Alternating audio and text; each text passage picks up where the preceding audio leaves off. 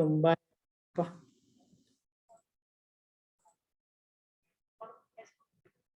ನಮ್ಮ ಮನೆಯಲ್ಲೆಲ್ಲ ನಮ್ಮ ಅಮ್ಮನ ಅಲ್ಲ ಇವಾಗ ಕೇರೆ ಮಾಡಲ್ಲ ಅಂತ ಅಂದ್ರೆ ಎಲ್ಲಾರ್ಗೂ ಅವ್ರವ್ರ ಅಂತೀನಿ. ಇವ್ರ ಆಸ್ತಿ ಆಗ್ಲಿ ಇದಾಗ್ಲಿ ಯಾರು ಬೇಕಿಲ್ಲ. ಇವ್ರುನು ಇವ್ರು ಏನು ತುಂಬಾ ಇದ್ ಮಾಡಕ್ ಹೋಗಲ್ಲ. ಹಂಗೆ ಇದಾರೆ. ನಮ್ ರವಿ ಅಂತೂ ಅಮ್ಮ ನಿಂದೆಲ್ಲ ಆಯ್ತು ಸುಮ್ಮನೆ ಕೂತ್ಕೊ ನೀನು ಅಂತಾನೆ. ಇವಾಗ ಅವ್ರ ಸೊಸೆಗಳು ಏನ್ ಬೇಕೋ ಮಾಡ್ಕೋತಾರೆ, ನೀನ್ ಯಾಕೆ ತಲೆ ಹಾಕ್ತೀಯ ಅಂತ ಹಂಗೆ ಎದ್ರೆದ್ರಿಗೆ ಅಂದಿರ್ತಾನೆ.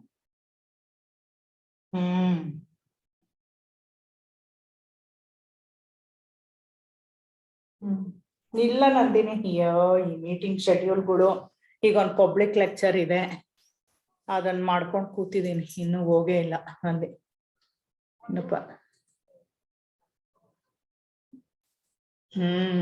ನಾಳೆ ಷಷ್ಠಿ ಅಲ್ವಾ? ಹೌದು ನಂದಿನಿ, ಹೋಗ್ಬನ್ನಿ. ಬನ್ನಿ ನೀವುನು.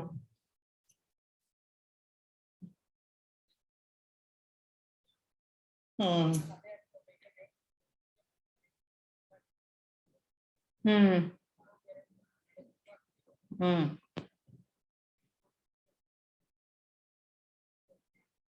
ಹ್ಮ್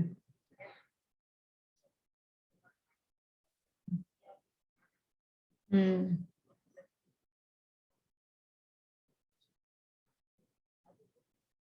ಹ್ಮ್ ಓ ಏನು ಸುಮ್ನೆ? ಓಹೋ ಹೋ. ಹ್ಮ್ ಸದ್ಯ ಹೆಂಗೋ ಒಂದ್ ಚೆನ್ನಾಗ್ ಆಗ್ಲಪ್ಪ. ಹ್ಮ್ ಹ್ಮ್ ಹ್ಮ್ ಹ್ಮ್ ಹ್ಮ್ ಹ್ಮ್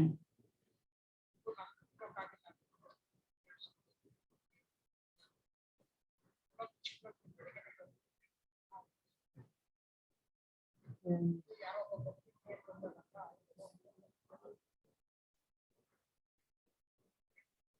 ಹ್ಮ್ ಅಯ್ಯೋ ಏನಿಲ್ಲಪ್ಪ, ಯಾರೋ ಅಡ್ಜಸ್ಟ್ ಆಗ್ತದ ಬಿಡಿ. ಏನ್ ಒಂದು ನೀಲ್ ನಮಗ್ ಗೊತ್ತಿರೋನೆ ನಂದು. ಹ್ಮ್ ಹ್ಮ್ ಹ್ಮ್ ಹ್ಮ್ ಹ್ಮ್ ಹ್ಮ್ ಹೌದೌದೌದು. ಹ್ಮ್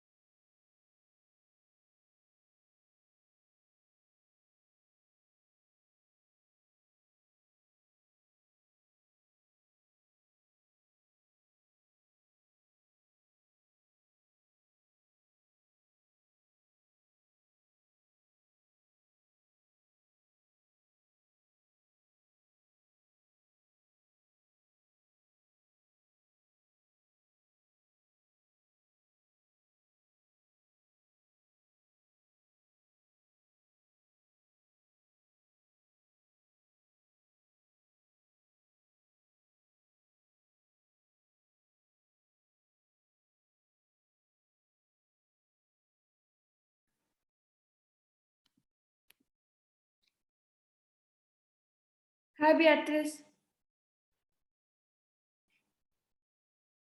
Starting. Can you Hello. hear me? Yes. Hi. Hi. Okay. Looks like folks are Is here. that good? Yeah.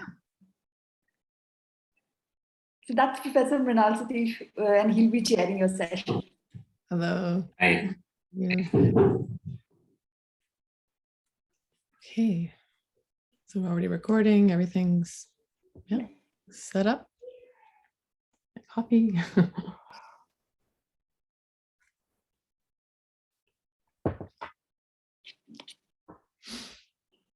I don't have too many slides, but if I wanted to show a few pictures, do I need to be co-host? Is that You're already co-host, I believe. Yeah. okay? Yeah. So you can do it. Yeah. It's very just a few. I don't have too many.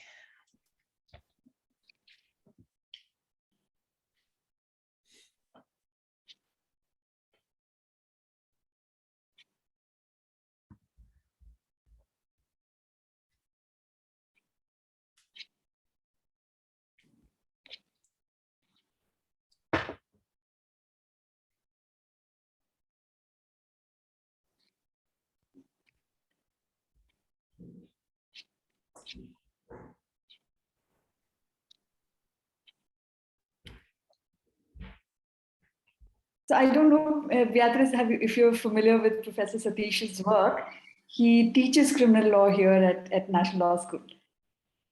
Yes. Yes. There must be a lot of overlaps between your works, and I'm sure it'll be helpful. Yeah.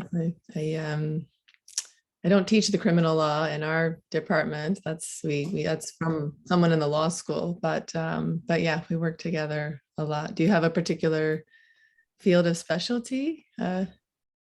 Yeah, Satish? I've recently my work has been on sentencing, especially in sexual offenses.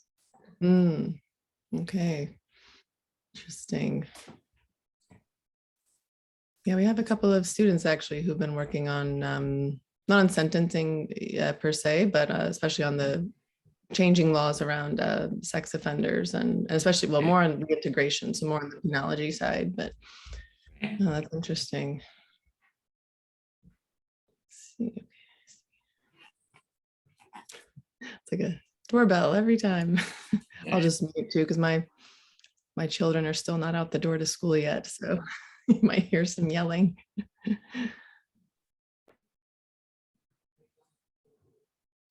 Sushmita, we have 1 minute more. Should we wait for a couple of minutes before we begin?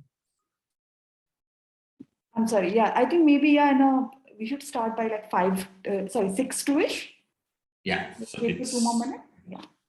Yeah, it's around 20 seconds to 6.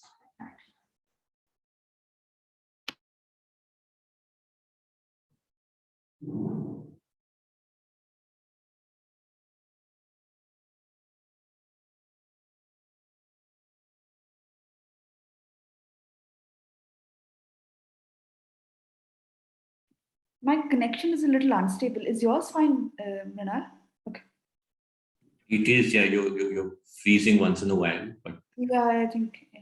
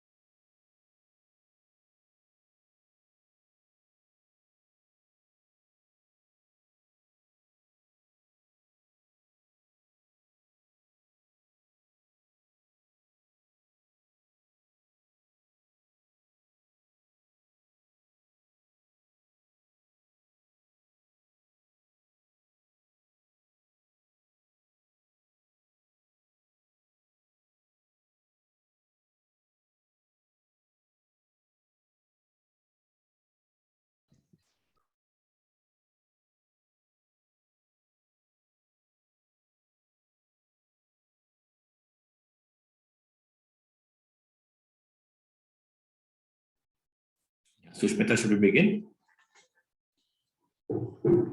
Let's begin, yeah. Yeah. Hi, good evening, everyone, and welcome to this NLS public lecture series. It's my pleasure today to welcome and introduce Professor Beatrice Jauregui, who's going to be speaking today on this chapter of the book.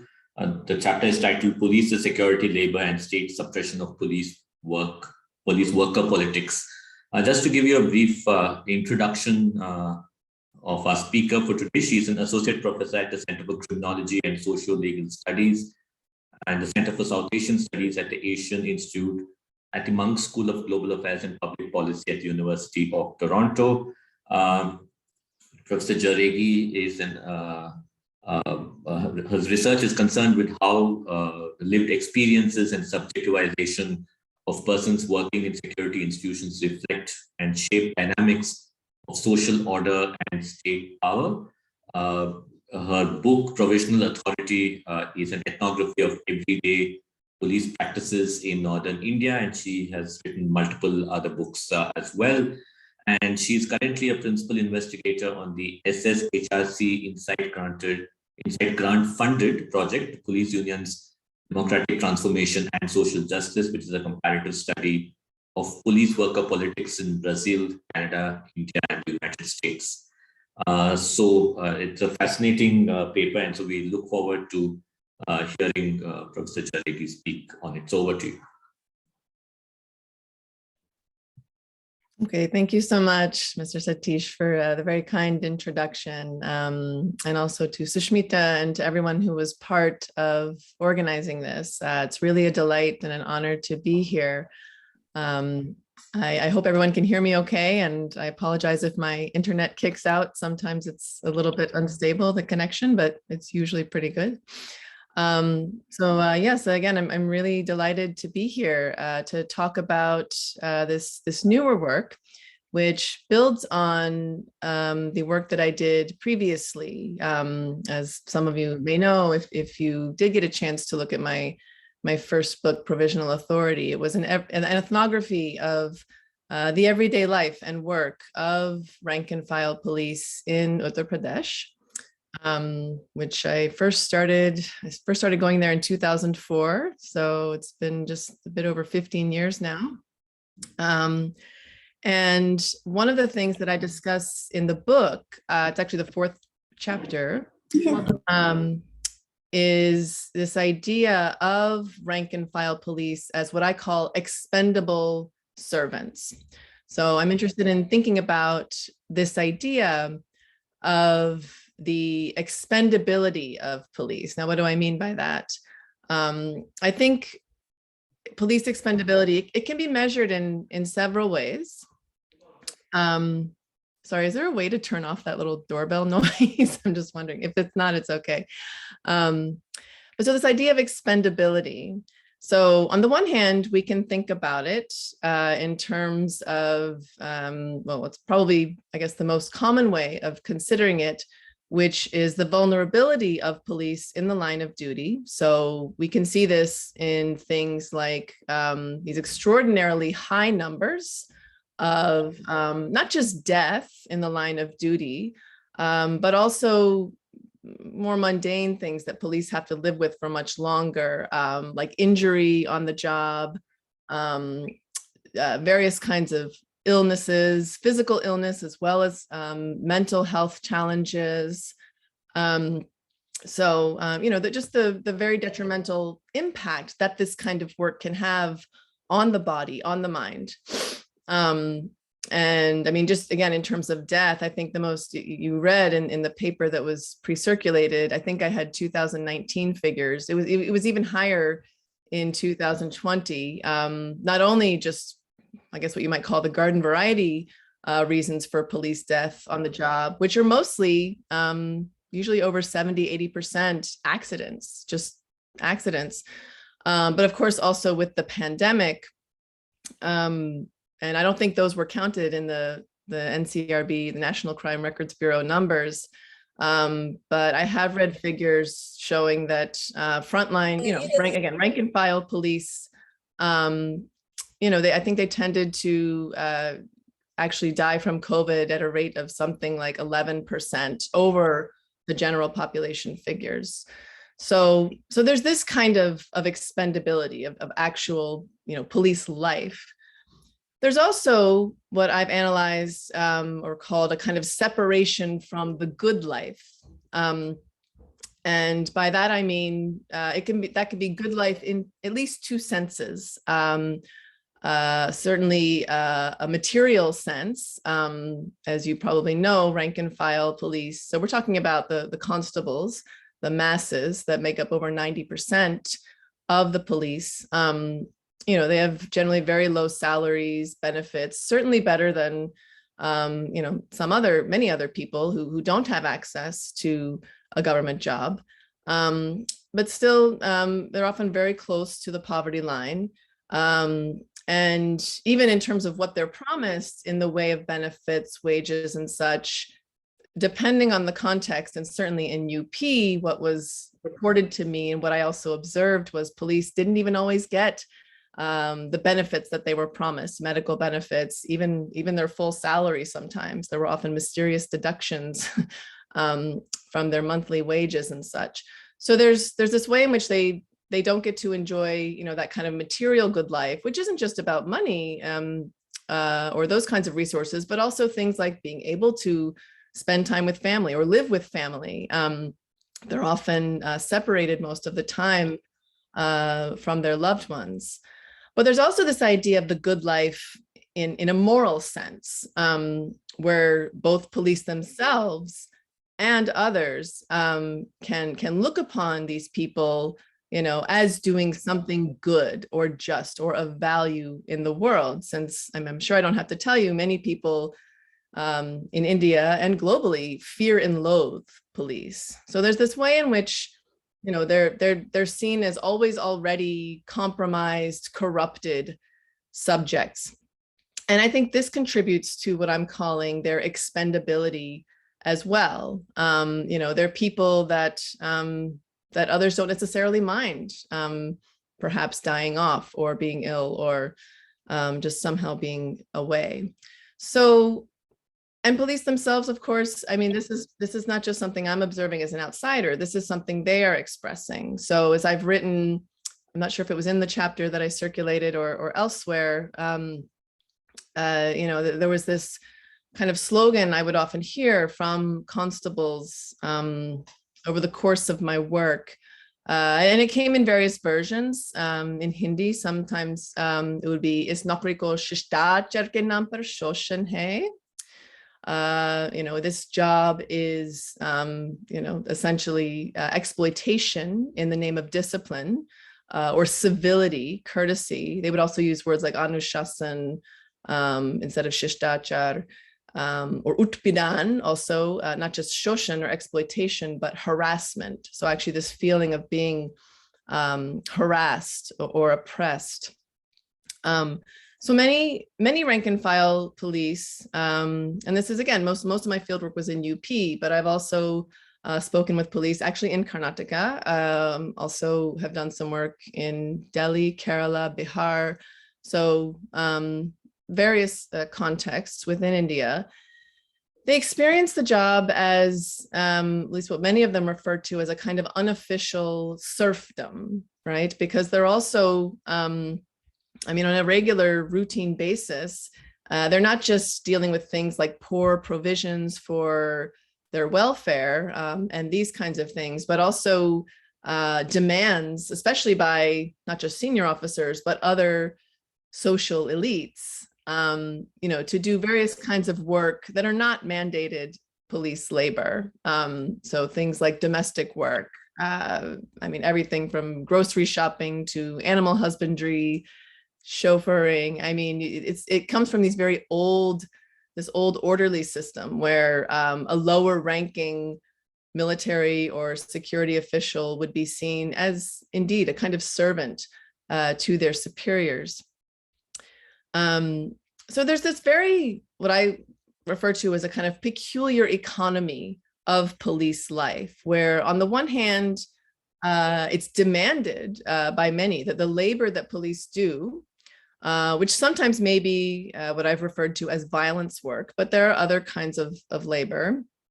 It's at once demanded, but at the same time, both the labor itself and the lives of these police are devalued.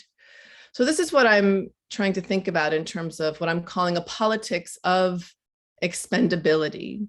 And that's expendability also in a double sense of, on the one hand, the lives of police being consumed to the point sometimes of extinction or death, but rarely sacrificed, right? So they're, as I said before, in the separation from the good life, police are morally condemned as people. And in the other sense of expendability, that's less to do with extinction and more to do with compensation. There's a way in which police are, the labor of police, the work of police, it's demanded, but not always compensated, right? Materially or otherwise. So I'm thinking about this, again, this idea of a kind of politics of expenditure. It's inspired by the work of Achille Mbembe, who's an African anthropologist. You may have read some of his work. He theorized necropolitics.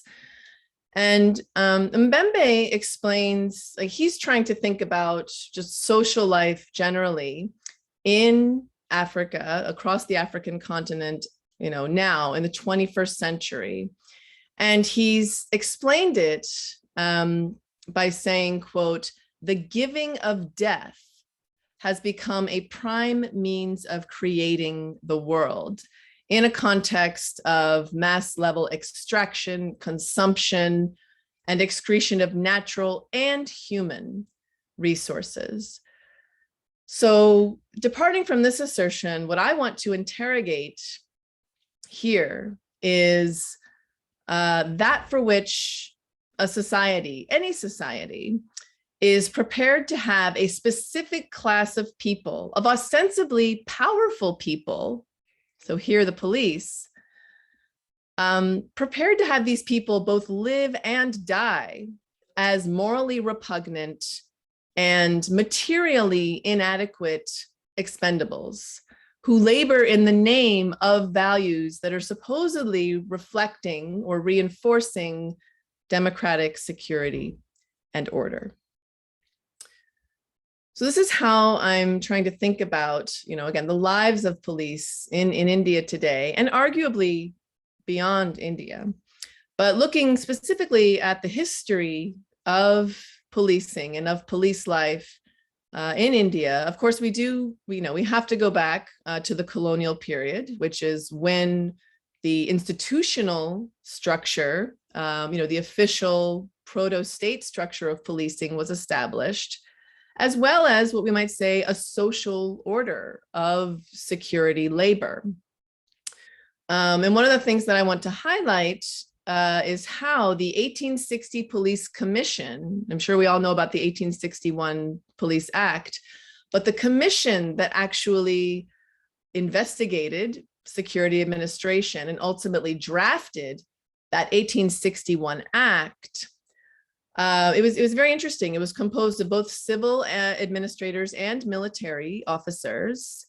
And if you read the reports that preceded the official 1861 Act, you can see the ways in which the members of this 1860 Police Commission were working at once to what we might say is civilize security, so demilitarize, basically shrink the military. And of course, this was after the 1857 uprising. So they were trying to shrink the military in a sense make it more civil, but also in a certain sense financialize security administration more generally. So you could just say minimizing costs, maximizing revenue, right?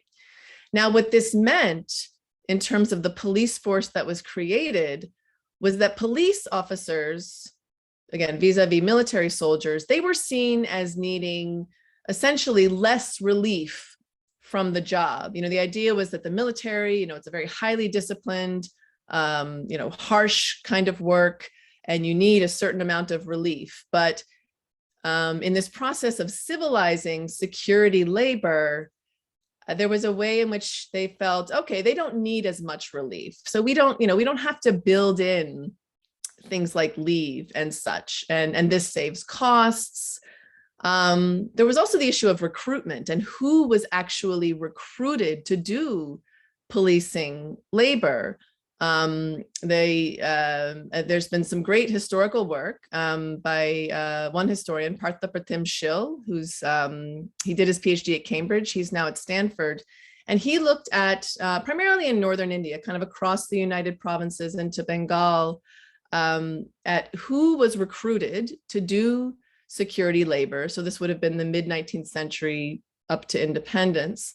And one of the things he found that I think is really important and interesting to think about when we're considering police now and their expendability was that colonial administrators, what they were specifically looking for certain kinds of people, or people who belonged to social groups, indeed specific castes, who were, you know, of relatively high status socially, but also lacking in material wealth. So not rich people.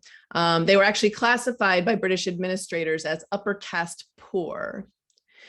So, and I don't have to explain, I'm sure, you know, to you, that the asymmetry between castes and socioeconomic class. But what ended up happening was this creation and indeed regulation of a new class of workers who were defined by the simultaneous overextension of their labor power and a minimal expenditure on their welfare and payments and things. So really, you know, asking a lot of labor from these laborers, but compensating them very little for it. And, you know, over time, over the many decades, both preceding and after independence in 47, this led to, you know, a kind of smoldering class warfare within the police institution itself. And again, if you look historically, you can see over time that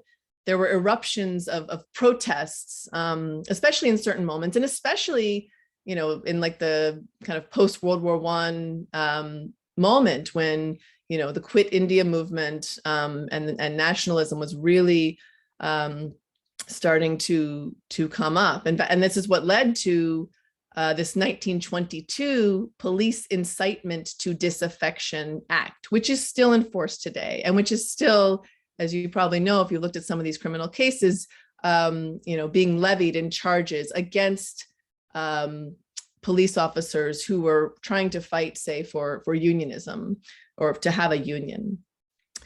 And so what we see today, and what I've tried to highlight in the chapter that I pre-circulated, was this way in which, you know, police officers either serving police or police who've actually been dismissed for being, you know, kind of problem or rogue, you know, dissidents, they're actually being framed now as national security threats.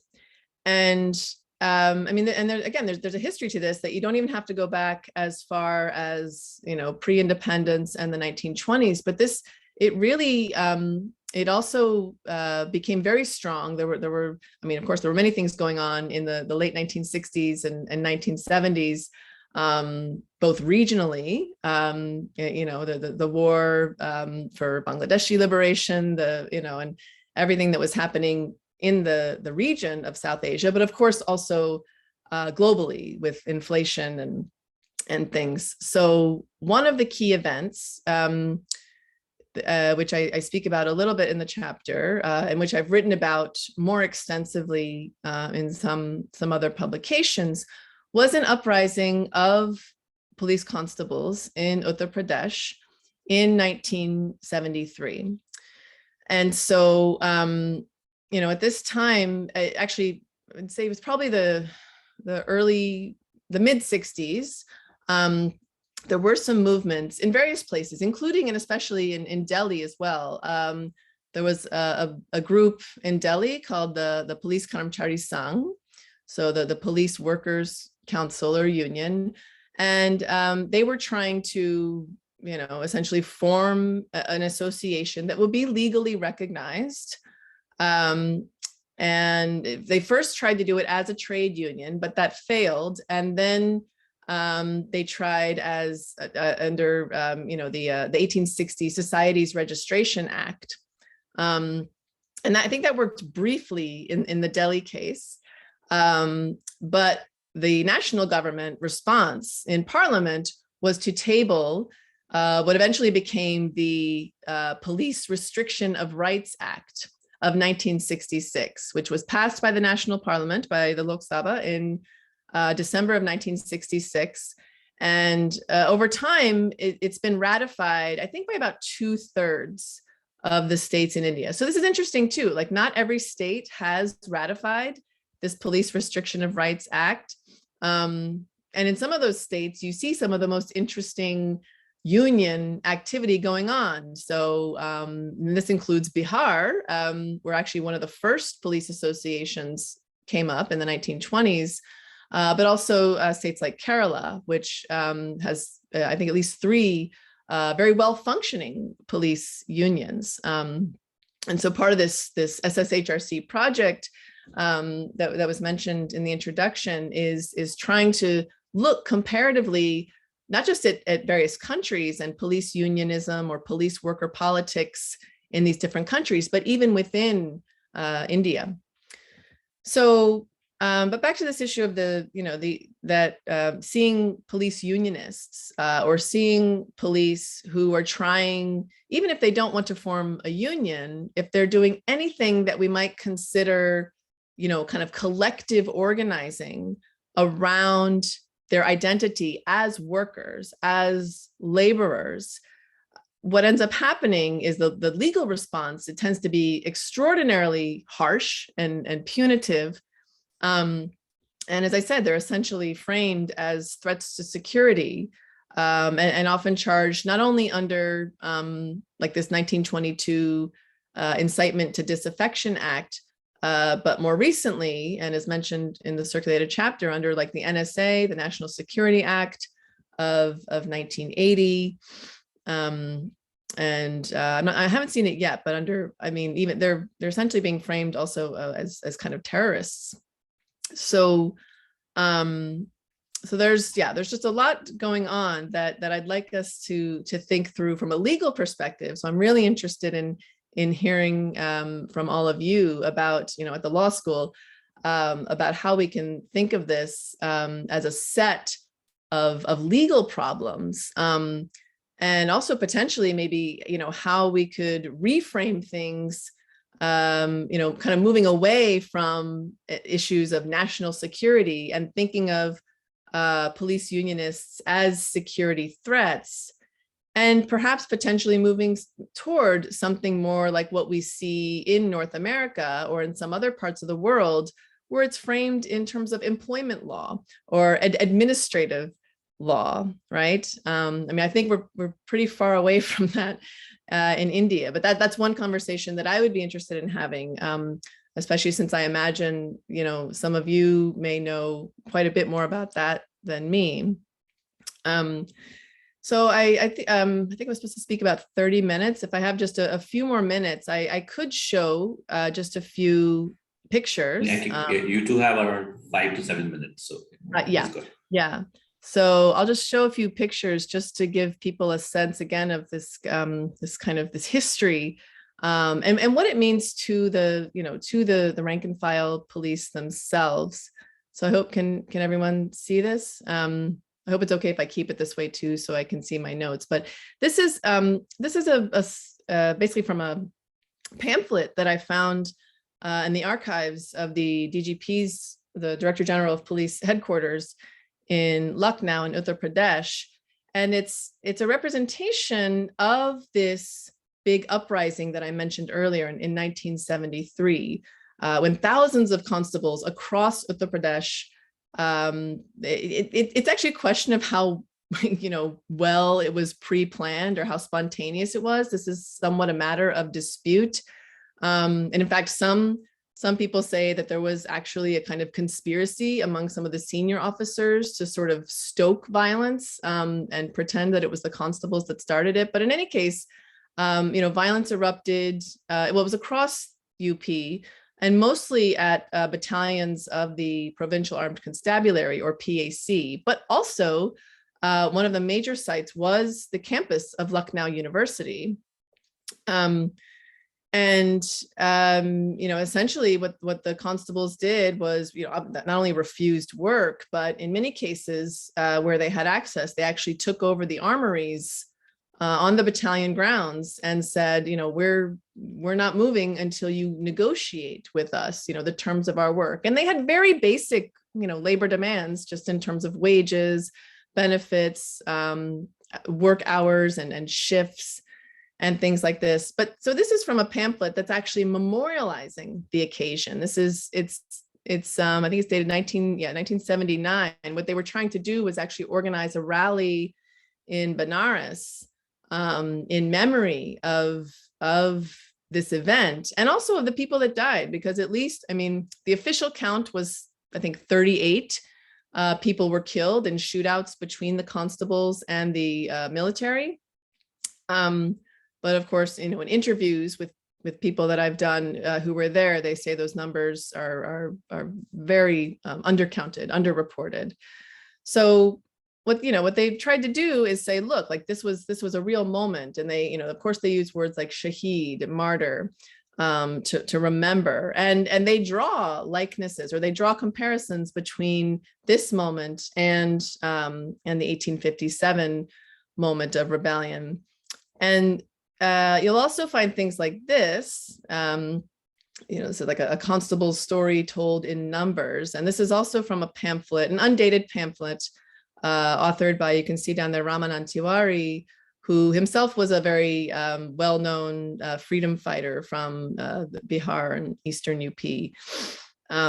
So there are also there are ways in which these politics of, like worker politics that police are trying to put together and collectively organize around do also intersect with broader ideologies, leftist ideologies. So they would often be called, in the 70s, they were accusing them of Bolshevism, right? They're Bolsheviks. And, especially as the Naxalite movement, was rising in these parts of, Eastern and North Central India, police unionists would be associated with those kinds of movements as well. So there's that history. So this is just another representation of how constables, again, this is like a cartoon kind of drawn by constables themselves to show how they are treated as servants, seen as subservient, not only to the senior officers' wives, but even their dogs, say like, kutte say. So these are some of the slogans, or sorry, this is the logo of the group called the Rajya Police Karmachari Parishad, or State Police Workers Union, which was founded in the late 60s. And still, one of the founders, he's still active today, still trying almost 50 years later to organize. And there are other groups coming up. This is one of the newest, Police Parivar Kalyan Samiti, which I think it was just registered. Let's see so that says right there last year, so 2020. So it's just to give you a sense of, kind of some of the activity that's going on, but it's still, it's in many cases, it's just not getting them anywhere. So as I wrap up, just one more minute, what I'd like to think about also here are the implications for, research on the idea of security work, and thinking about this, this concept of expendability as a key force that's, again, shaping the way all of us think about police work and welfare. And I'd like to ask, how doing this, how conceiving police work and police life as expendable, if we can acknowledge that and recognize that, how then might we be able to reform or reorient our own thinking about how policing, as an institution and as a set of social practices, and indeed a set of legal practices, how should we think about ways of transforming it that will, incorporate or recognize this problem and ideally, hopefully, transform that as well. So I'll end there. Thank you. Thank you for taking us through the chapter and for your insights on the question of police unionization and the work of police labor, etc. So I want to, before I open the floor for questions, I think I want to respond to or ask to the question that you asked about employment laws and how we can look at this in the context of employment laws. Caveat first, I'm not an employment lawyer, so I'd again invite my colleagues here on the call who work on this issue to probably chip in as well. So what's interesting as you were speaking and reading your paper is one, these obscure legislations that exist from colonial times, which can be used, what did you say, the Incitement Act, again, I had not come across it until I read your paper. So legislations that are there for the state to use against police officers in this context, but other situations as well, used against police unionism, as you mentioned. And at the same time, like you also disturbingly note that the sedition provisions in the IPC and other provisions in the IPC relating to public servants being also very conveniently used to prevent unionism.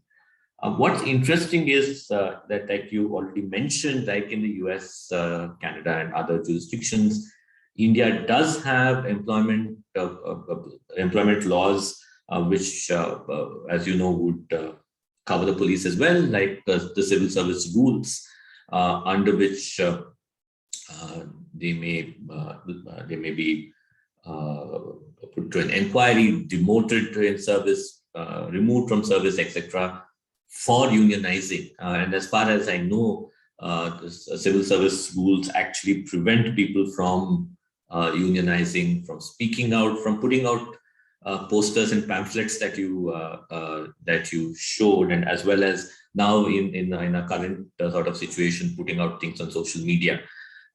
So again, if I remember correctly, I think we've even had the government say that even if you are a retired officer of particular services, you can't put out things on social media or write about it in books subsequently. And so again, it is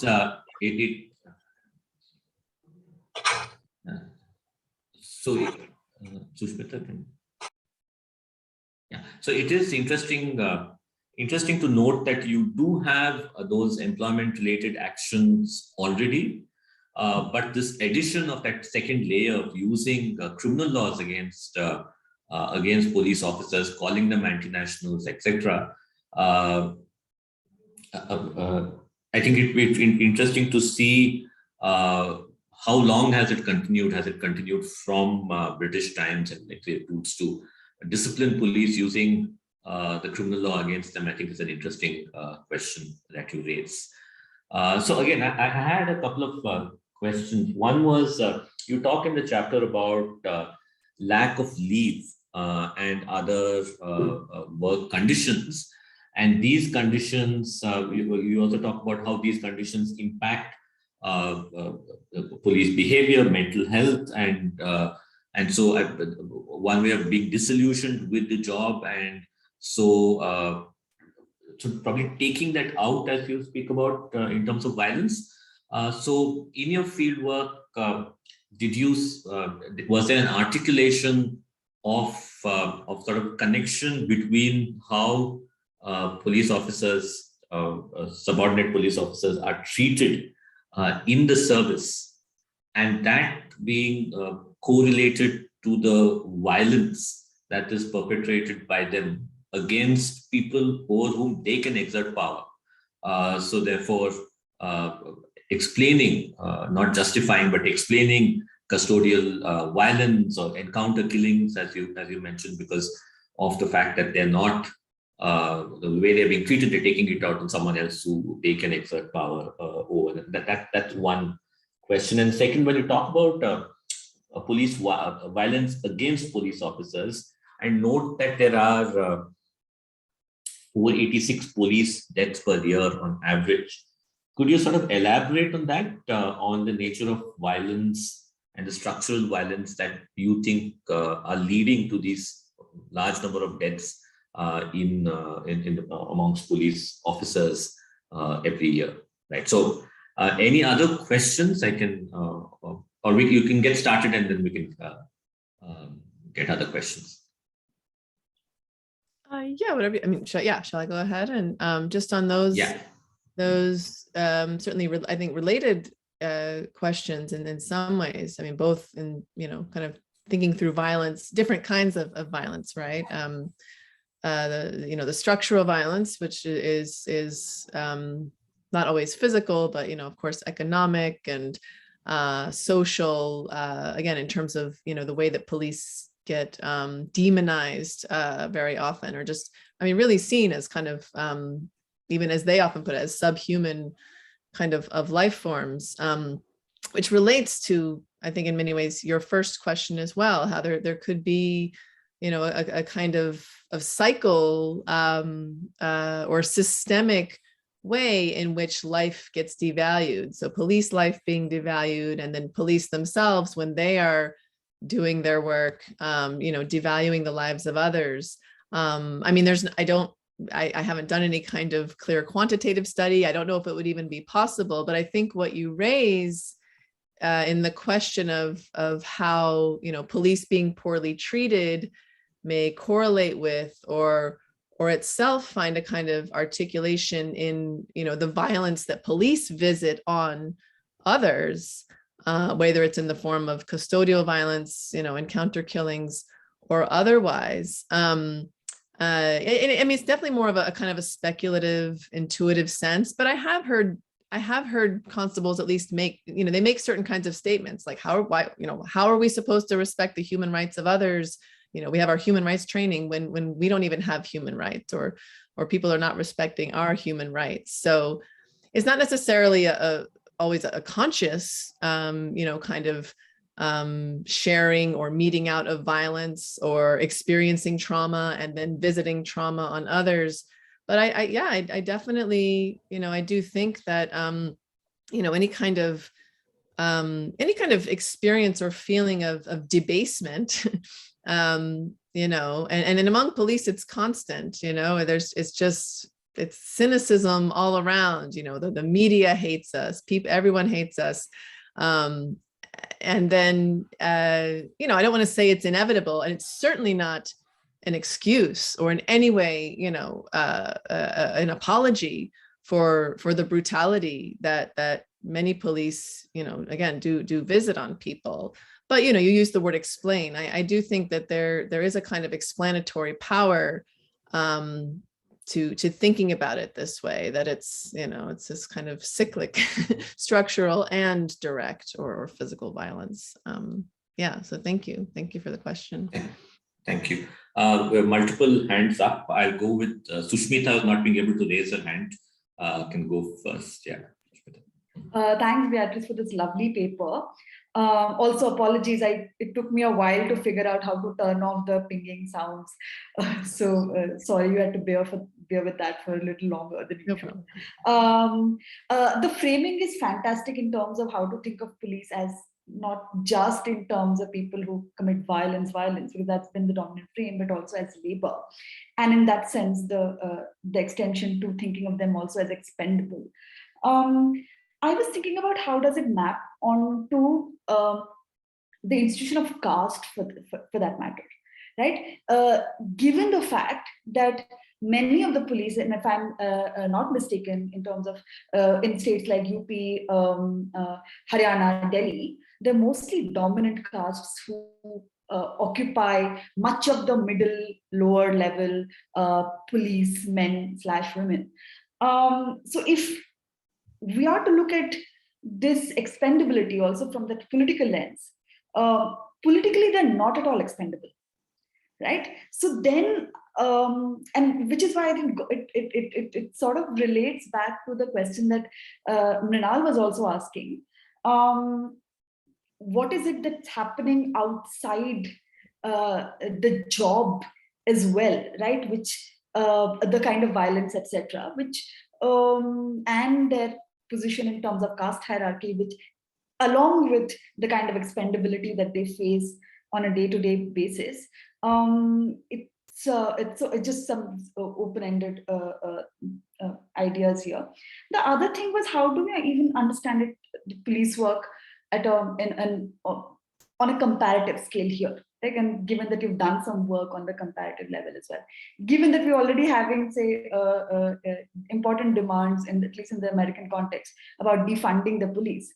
So how do we then think of these kinds of conversations around police as labor, not just in India, but also globally? Yeah, thanks. Yeah, great questions, both. Thank you. Can I, sorry, should we take a group of questions so that? Okay, yeah, let me just quickly write down so I make sure I remember. Yeah. Yeah, so Shivani. Hi, hello everyone. Hi, Dr. Beatrice. Hi. I had a few questions, one of which was, I think, what Dr. Sushmita raised about the caste, but I wanted to ask about the impact of caste as well as expendability of police officers, particularly for women, like how intersectionality plays into the whole situation. That was one. Second was whether in your study you noticed that these factors could contribute to corruption, because especially in the lower levels, that's a big problem. So I was wondering if expendability was something that is leading to corruption. And my third question was if so the other colonial, like pre-colonial states around India, like Pakistan, Bangladesh, or just generally, if you have any idea if they have a similar kind of problem in their police, like in their police services, since colonialism seems to be like the umbrella cause of everything seeping down to what it is now, and or if there's any state that's gone beyond this problem and improved upon the condition of the police. And my last question, or more of like your observation on, could these, like your study on police officers, do you think it could apply to like the soldiers in the military as well? Because some of these factors, they seem to apply to like particularly soldiers in the army, and like how there's this perception, particularly in India, about like if you're in the army and if you die, it's kind of like a part and parcel of your job. So do you think your study could apply to them as well? Yeah, thank you. I think you have 5 or 6 questions, so you can. I'm so sorry. No, not to you. So I think she can take all of them together and so answer them, and then we take another round. So, okay, I should go ahead this, yeah. Yeah, maybe I'll just kind of work backwards. So thank you, Shivani. Yeah, so much that, I mean, there could be several books, I think, in response to these questions. But just quickly, maybe on kind of working backwards in relation to the question of soldiers, and maybe just thinking more broadly in terms of like similarities and differences with other kinds of security workers and in other contexts, especially regionally. I mean, I think you're right that, and certainly, you know, on the sort of the social media groups that I follow and looking at how rank and file police, again, kind of express their own subjectivity and their own feelings about who they are and how put upon they are and all of this, they certainly draw comparisons between themselves and some military soldiers, especially the very, very few, I would say, exceptional cases when military soldiers, you know, do kind of speak out about the terrible conditions under which they're working.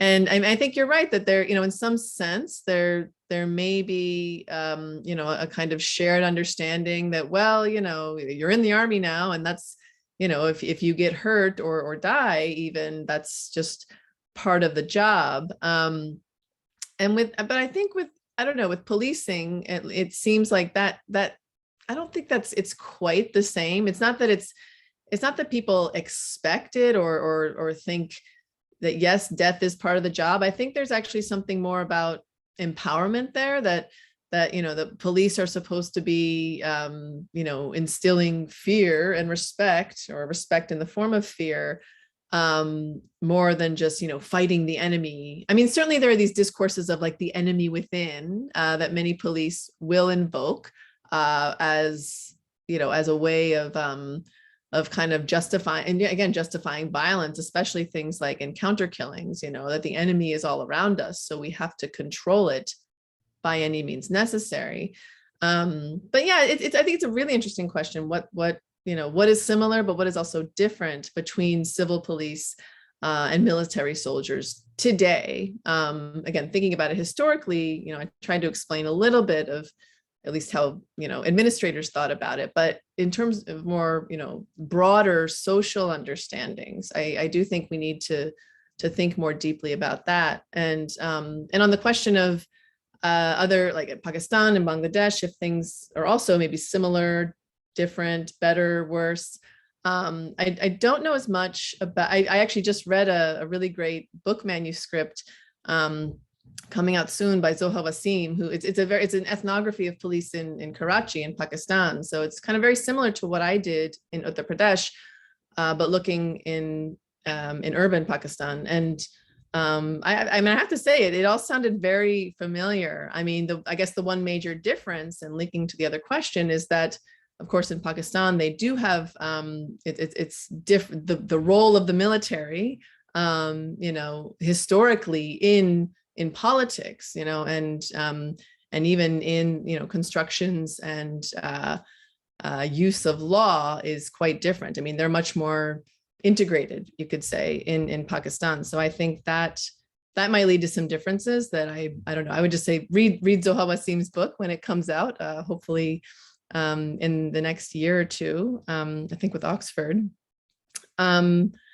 Oh, I mean, I don't know, corruption, gender, there's so much to say.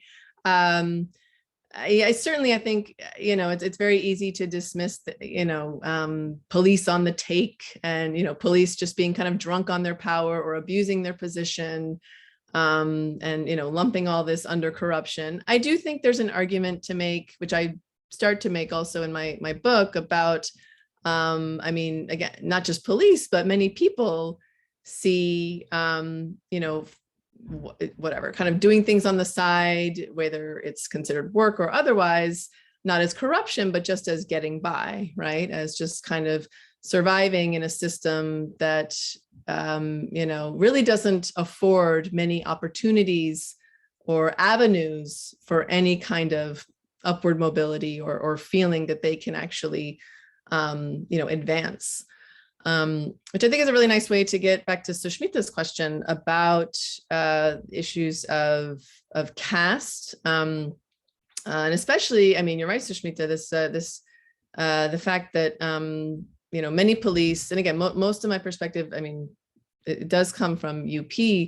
They historically have come from the dominant castes, which you're absolutely right, are not politically expendable. Which is, I mean, this is such an interesting and I think really important kind of paradox that we need to think through, of what it means that, it's mostly like Thakurs and general caste, but not, well, in UP now, and since the 90s, when like lower, like Yadavs and other like people who were dominant castes, but still, not Brahmanical, not considered backward, right? OBC, and even Dalits with, once Mayawati came in, and, the now it's gotten really interesting in UP, where it's sort of, they talk about creamy layers of the lower castes. And it's just, I mean, I think it really gets into some really thorny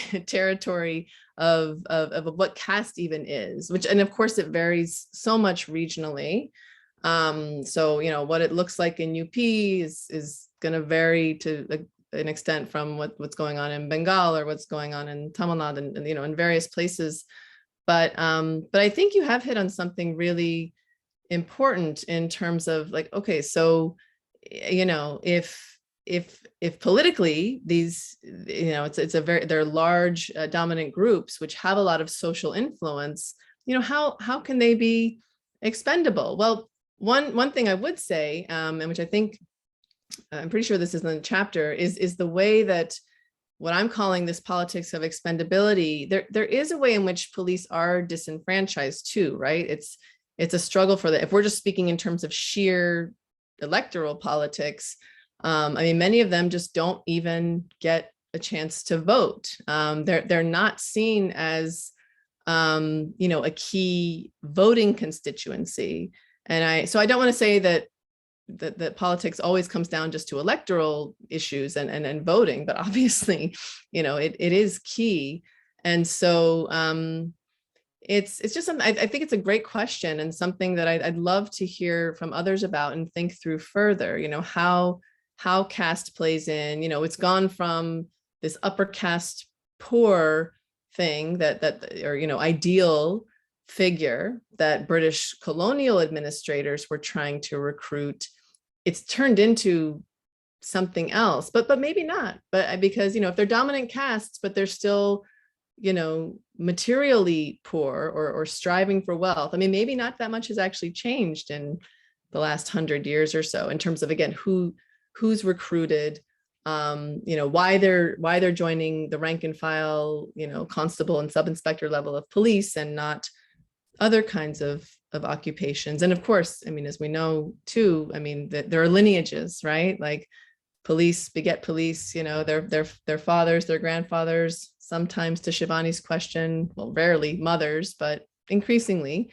And the inclusion of women in policing more and more, you know, with not just reservations, but actual, you know, recruitment quotas. It's becoming very interesting. There's some really great work, actually in this same volume that this chapter is going into. There's a chapter by Sahana Ghosh, who did an ethnography with women in the BSF, which touches on these issues and is really great. So I'll just plug her work and maybe we should get some more questions.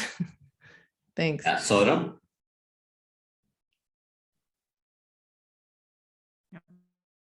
I'm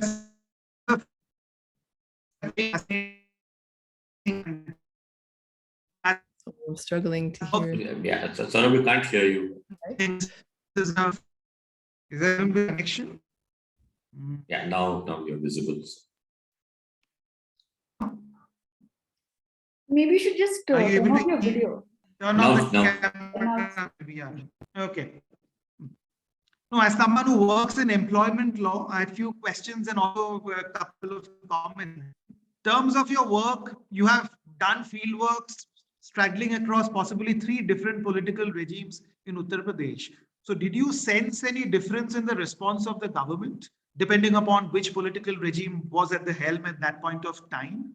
And secondly, some of the instances of unionization that you have documented, or attempts at unionization that you have documented, how broad-based were they in terms of support among the police constabulary itself? Was it a very few number of workers who tried to get together, or did it find support among a credible mass of police workers? So those were the 2 questions I had. But I also wanted to additionally chip in and point out that almost every major employment statute in this country will have a generalized exclusion for persons employed in the police, employed in the army, and at a very threshold level, they have been excluded from labor statutes. But having said that, and you pointed out to the examples of Kerala, West Bengal also have had unions for several years.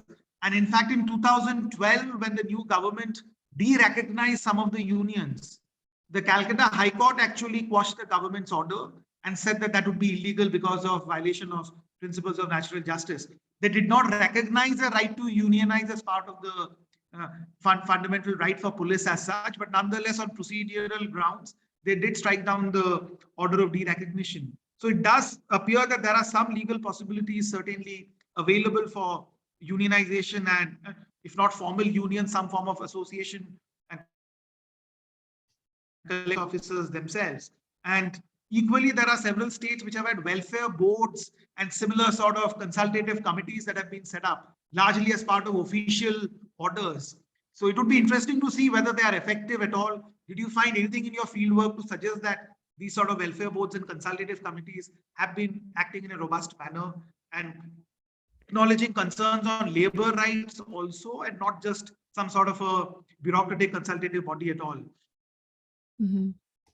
Great. Thank you. Thank you. Should I answer that or wait for? Let's, because I think we have 5 minutes more. I'll just take all the questions if you don't mind. Yeah. Okay. Yes. Stranger. Hi, thank you. Good morning and good evening, everyone. So, Professor Jauregui, I just have a pretty straightforward question. Just out of curiosity, how do the top-ranking officials or the senior police usually perceive or consider when an assertion of rights is made by the lower ranking or the state police officers? What's their opinion about lower ranking officers, trying to make a case for themselves and unionize? How do they perceive this? Thank you. Thank you. Vashishta Ganapati. Good evening, Professor. Good evening, ma'am. And thank you for this talk. It's a very new subject for me. So I hope I am audible. Yes. Yeah, sure. So I had two questions. One being that, as you told, that some police officers in a lower level, they are facing undue influence by the senior officers for doing things which they don't want to do, such as taking their pets to walk or grocery shopping and stuff.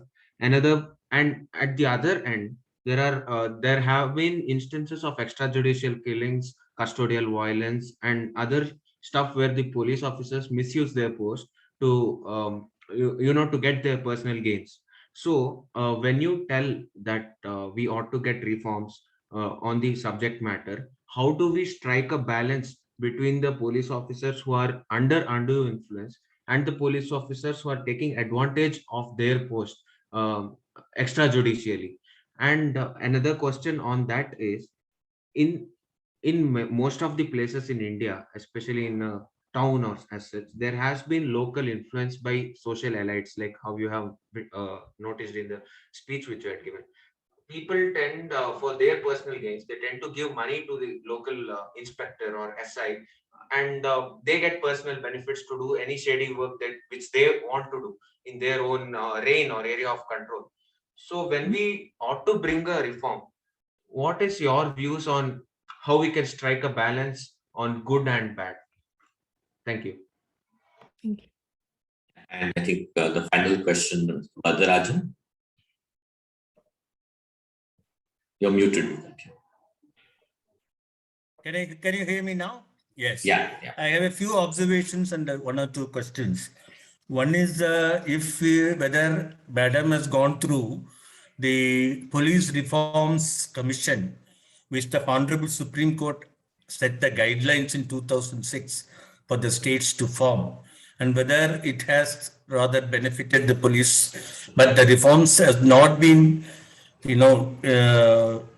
done by any of the states. That is number one point.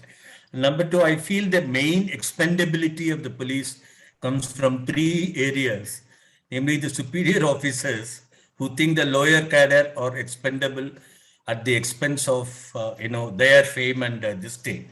Number two is the politicians who use them for their own gains. And number three is the human rights people who always believe that police have got no human rights, and only the opposite members, either they are nationalists or terrorists or whoever they have human rights more than the police. What is your opinion about that? And the last observation is regarding the psychology of the policemen. Now, whether they should have a real psychological, advice every 2 months or 3 months, so that their anger against people or subsides, and they get a better mental well-being when they go into their task. Thank you. Thank you. Shall I go ahead? These Yeah, are all yeah. such great comments and questions. So I really do appreciate being here again and in conversation with all of you. I can't do justice to all of them in the short time that we have, but again, just kind of going backwards, Vardarajan, I basically 100% agree with the things that you said in terms of not only, yes, perhaps more attention to mental health and well-being could go a long way to decreasing these cycles of violence. But I think you're absolutely right that this confluence of senior officials, especially police officers, but also in the civil services and other branches of government, elected politicians, and indeed, I think you really hit on it that, human rights advocacy, we need it, and so many people need it, of course, but there are people that are excluded even from that. And police, being seen again as these powerful people, they're just seen as human rights abusers, not as people who might actually also be on the receiving end of abuse. If I can interrupt for a second, when regarding this Naxalite menace, I think more policemen have died than the Naxalites. And no human rights people have mentioned it.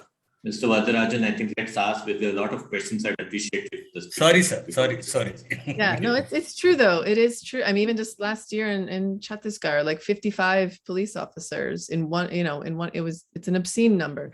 And yes, and that's part of what I'm trying to advocate for is, again, not to apologize for or excuse police violence, but to just consider, that these are subjects that we, all of us, are viewing in such a way that they are not being included in many of these calls for not just human rights, but also civil rights, under labor law and such.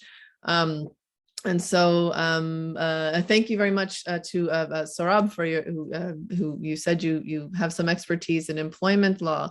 I do want to, that 2012 case in West Bengal you mentioned sounds familiar, but I may come back to you later in an email and ask about that decision.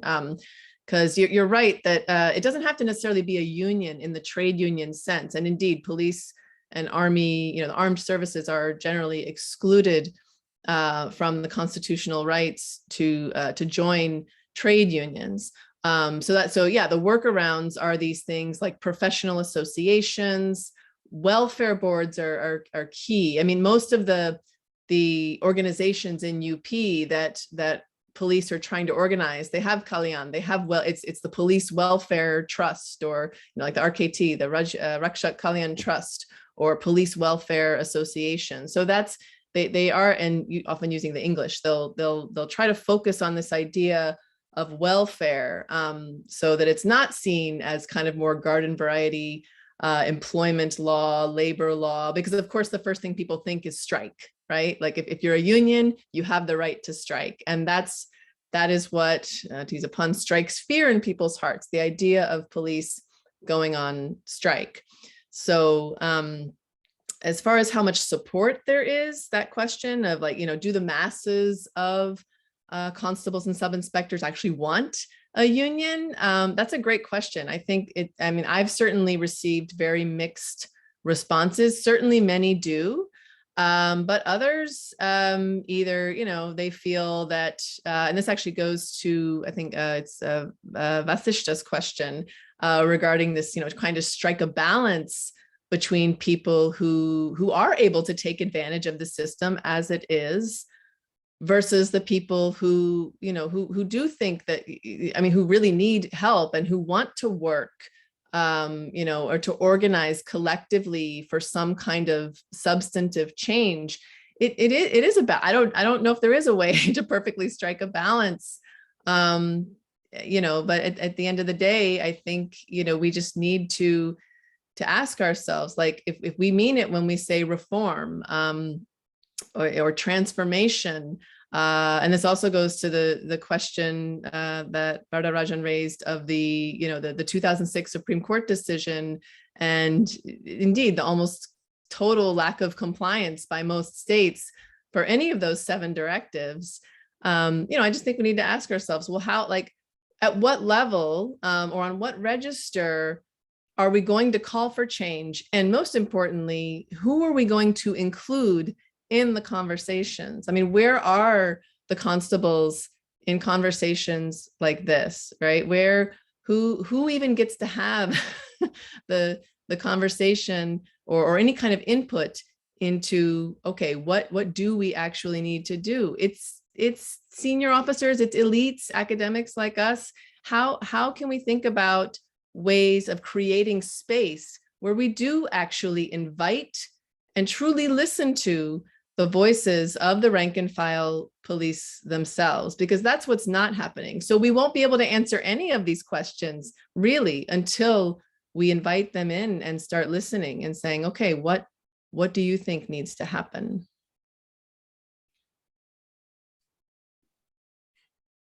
Thank you. And our Vice Chancellor, Professor Sudhir Krishnaswamy, has a few questions. He can't ask them himself, so I'm going to ask. It's in the chat, but I'm just going to ask on his behalf. So he says that if the death rates of police are indeed so high and working conditions so poor, why is there a demand for police? Why is the demand for police constable jobs so high? Second question is, does the orderly room that you describe so carefully function as a daily hazing ritual or a reinforcement of caste hierarchy? The third question is, how would you explain why Karnataka and UP respond so differently to the police strike? And lastly, is the SPIR data sample careful enough to reach national conclusions? So I guess this is the last set of questions, and so if you can take them and we'll end with that. Sure, thank you, Sudhir. Yeah, and again, all really good questions. And this is one I get a lot, like, oh, if the job is so terrible, then why are there still thousands and tens of thousands of people at every recruitment drive? I mean, I think that's just, a reflection of broader social problems of employment and unemployment and desperation. I mean, it may be a terrible job, but at least it's a job with government benefits, right? So, it's, I would just say that, the demand for jobs more generally is high. And if this is one that someone can get, and there also, of course, some of them maybe, again, come from police families, so they know how bad and terrible it is, but others don't. So they only find out and find themselves very disappointed later on. So that's how I would, address the issue of desire for the job. As far as orderly room, it's regular. It's not daily, but it's at least in Lucknow, it would happen 3 times a week. So I don't know if I would say, it's interesting actually to think of it as hazing. It's very ritualistic. It's definitely a ritual. As far as what it reinforces, I'm not sure if it's caste hierarchy, but it's certainly institutional police hierarchy. And then, back to Sushmita's original point of, this boundary between inside the police and outside the police, and what's going on inside is always imbricated with or shaping what's happening inside. It is reinforcing a variety of social hierarchies. And again, what I'm arguing or calling this politics of expendability, that some people get to make the decisions and other people are on the receiving end of those decisions. Differences between UP and Karnataka, who's to say? There's so much there in terms of, politically. They're both, of course, currently under BJP-led regimes. But it is interesting to see that, well, at least in the Karnataka case, there was actually a kind of positive impact. Still, as I say in the chapter, this Venugopal was still severely mistreated and detained, put in jail. But for whatever reason, which I think is just really down to the people who were in particular leadership roles at that particular time, they said, okay, you know what, I think the strike threat really did terrify them. And they said, okay, what can we do? What do we need to do to, quell this and make sure this doesn't happen again? And a 50% pay raise, it's kind of a Band-Aid. It's a temporary appeasement, but But yeah, they felt that that was necessary, where I don't know, in UP for whatever reason, maybe back to this question of, you know, so much demand for so few jobs, as terrible as they may be. Maybe they just say, we're always going to have, I mean, this is part of it too. It's high turnover. It's like, who cares if the job is miserable and if, you know, they don't want to do it anymore, we can always find somebody else, right? There's always somebody else willing to take up the job. Yeah. Oh, and the Spear sample data, people do question the status report data. I think they're pretty, I mean, I don't know, I wasn't part of collecting it, but what is different about it is, you know, vis-a-vis other kinds of like the NCRB and other official government data on policing, was that they really did try, I think, to ask more of these kinds of questions about, you know, social life more generally and the experience of being police, which is interesting because we haven't really been able to see those kinds of things before. So I don't know, to be determined, to be continued as well. Thank you. Thank you, Professor Jauregui, for this fascinating talk and paper, and for patiently answering all the questions that were asked to you. And I think we've gone 15 minutes over time. So thank you again for your patience, and thank you for accepting our invitation to speak at NLS public lectures, and hope to see you in person at National Law School when you're in India, next and hopefully soon. I again thank everyone who's patiently listened to the talk, and for those of you who had questions, for asking those questions, and I look forward to having you participate in the future public lectures as well. So thank you very much. Thank you so much. It was truly a pleasure and an honor to be here. Thank you for all your wonderful questions and comments. And I also wish I could be there as well. I haven't been able to come back to India since the pandemic. So, and my spouse's family is actually in Bangalore. So we do hope to visit very soon. Okay, thank you. Thanks a lot. Thank you.